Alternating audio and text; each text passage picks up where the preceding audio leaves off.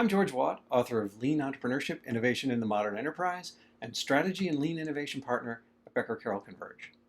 Over the next 5 minutes, I'll provide you with a brief introduction to each of the components of the Pan-Canadian Trust Framework to help you better understand what it's all about, and so you'll be able to quickly find the components that are most relevant to you, your organization, and your interests.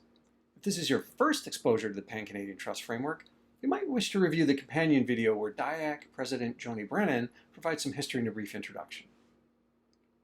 The Pan-Canadian Trust Framework, or PCTF, consists of 10 components that will help you live up to your full digital potential through criteria and processes that ensure you create trustworthy digital ecosystems. Let's begin by looking at the 2 components that will help you to better understand all of the other components. And the model is the best place to begin, especially if you're new to the framework. The model provides a complete overview of the PCTF, explains the goals and objectives of the framework, and provides an introduction to each component and the processes that they encompass. If you want to better understand the framework overall, or if you just need a quick refresher, visit the model overview and you should find what you need. Next, you might want to visit the glossary. Now, as you've probably already guessed, the glossary provides definitions for all the major terms used throughout the framework. Now, even if you're familiar with these terms, the glossary will help you understand the nuances in how they are used in the context of the PCTF, and the nuances can matter a lot in a framework of this nature. As well, every PCTF component capitalizes the first letter of any glossary terms that it uses, so you'll always know when you can find out more information about those terms by looking in the glossary. And in addition to terms and definitions, the glossary also provides explanations of the specific roles people and organizations play in the context of the processes described by the framework. Next, let's look at the 5 components that likely come to mind immediately as you think about completing a digital transaction. And the first of those is the verified person component. The guidelines provided in this component will help you to ensure that the people with whom you are transacting digitally are actually whom you believe them to be.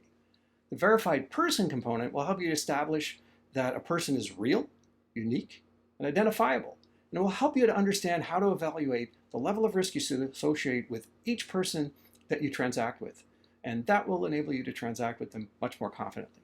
Now, this component provides guidance with regard to real people only, humans if you will, and not organizations. So if you're interested in organizations, you'll have to look in the verified organization component. This component recognizes there are key differences between people and organizations.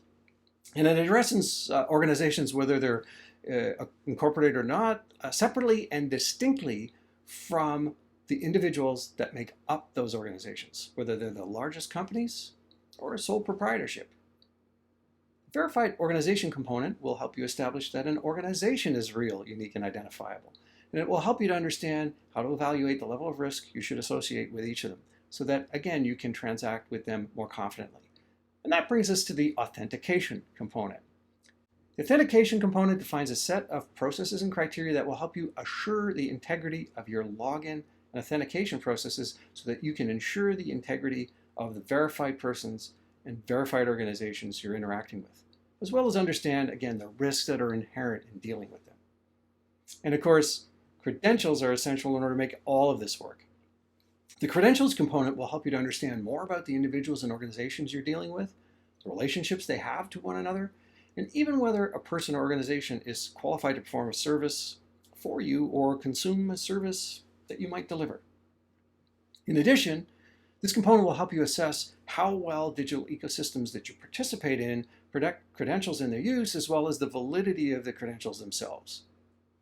Next, the notice and consent component provides processes and criteria to help ensure that anyone who might share data understands essential facts such as how their information will be used and for what purpose, and what will be consumed or shared. It includes criteria for providing such notice in clear, simple to understand terms so people and organizations can provide truly informed consent to its use or decide not to share it. And of course, the privacy of this type of data is also paramount. So the privacy component provides guidance regarding the handling of personal data to help you ensure the ongoing integrity of the digital ecosystem's privacy processes, policies, and controls through standardized criteria, assessment, and certification. These criteria were designed in alignment with the 10 principles that are set forth in Canada's Personal Information Protection and Electronic Documents Act, or PIPEDA as it's often called. In addition, the privacy component provides guidelines which apply across all components of the PCTF. Finally, let's look at the two components that will help you to understand how well you've implemented the PCTF. First, the infrastructure component provides guidance for assessing the trustworthiness of your digital ecosystem's operational policies, plans, technology, and technology operations. And following the conformance criteria provided in this component will enable you to implement and deliver the other PCTF components so that the integrity and security of your digital ecosystem is maintained.